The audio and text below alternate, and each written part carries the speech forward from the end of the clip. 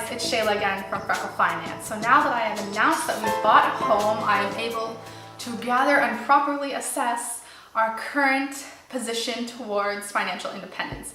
If you have not watched the video about us buying a home, I will link it down below. As well, if you're new to this channel, make sure to click that subscribe button below. I upload videos on personal finance, financial independence, and lifestyle videos related to us becoming a family of 3, buying a home, moving from Canada to California, etc. So to jump right into the financial independence update, it has been a long time since I did an update. And part of the reason for that is, we had our money sitting and we didn't know how much of a house we were buying, what area, etc. And I just couldn't really give a proper assessment on where we were going until we kind of figured out what we were doing with our money. So this is going to be a 2-part video. The first part is going to be on how much time there will be living here before we can be financially independent, where we would ideally be in Canada. And the second part would be how far away we are from being financially independent if we were to stay here.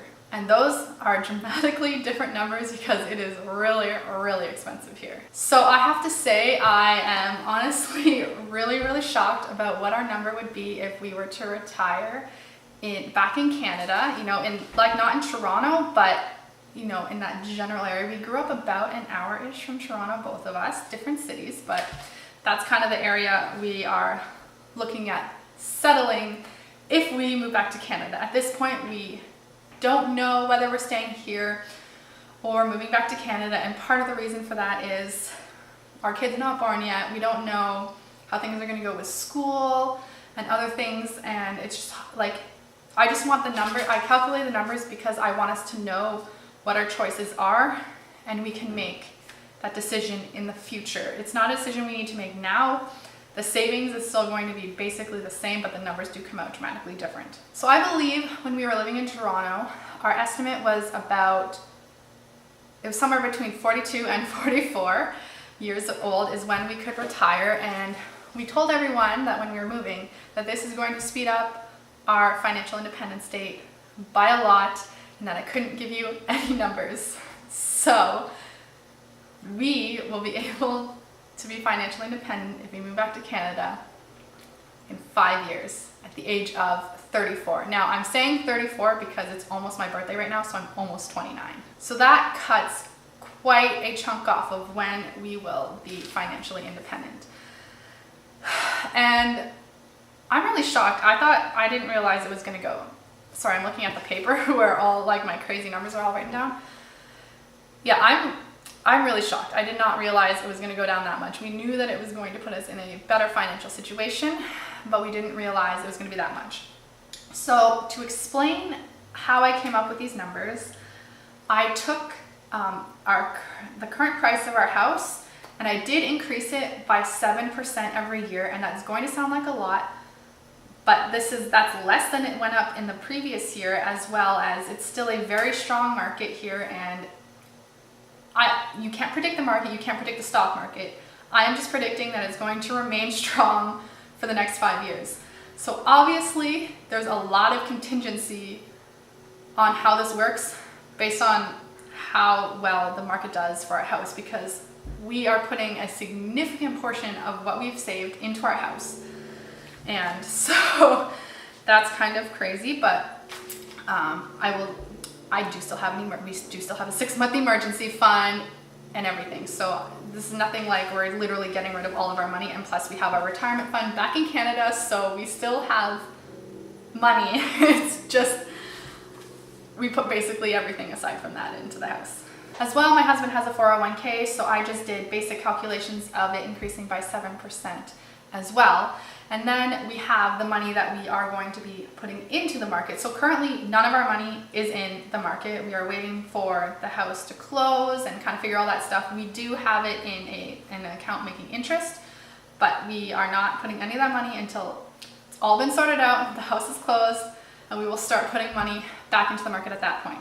So we are estimating that that will be about 7% as well, and increase on average over 5 years. As well, we have our RSPs back in Canada, and once again, we estimated that at 7% increase. And so those are the different categories of money that we used to figure it out.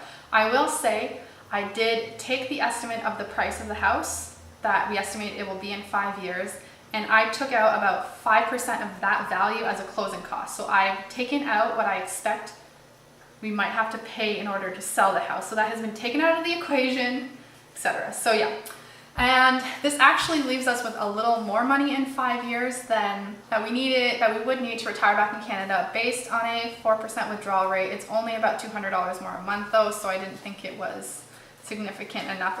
It wouldn't have cut out a whole half a year or anything like that. As well, and a very important thing that could definitely change in 5 years is that I took all the money that was in US dollars and converted it back to Canadian dollars. And right now, it's favorable to be making money in the US and converting it back to Canada. So if that changes, that also changes our financial independence date. There's always a ton of things that can change our financial independence date, and you can't really fully predict it. And when figuring out the cost of what our life would be like living back in Canada, I did take into account the price of about an equivalent type of home. So we wouldn't be spending the same amount as a home over there as we are here, but we'd be looking towards the same type of home. So obviously there is a lot of factors that could dramatically change when we will be financially independent. But as I've mentioned in the past, you really, you can't predict everything. And this is based off of an average of how things go. And the market has stayed pretty stable with the American dollar doing a lot better. And I remember back in the 90s, the American dollar was 50 cents, was worth 50 cents more than the Canadian dollar. So it's not unusual for the American dollar to be worth more than the Canadian dollar. And that was honestly a big reason why we moved here, because we knew that we had a lot more buying power back in Canada with earnings over here. So I am so shocked. I figured this out maybe a half an hour before filming this video, and I am still in shock about this. I haven't even told my husband this number, because we haven't done it. We're just we'll be able to retire pretty early. We just kept saying, with the way things have been going, we're going to be able to retire pretty early. And yeah, so that is pretty crazy. And let's give a thumbs up for early financial independence and potentially retirement. And remember, no matter what your financial situation is, have a great day. Bye.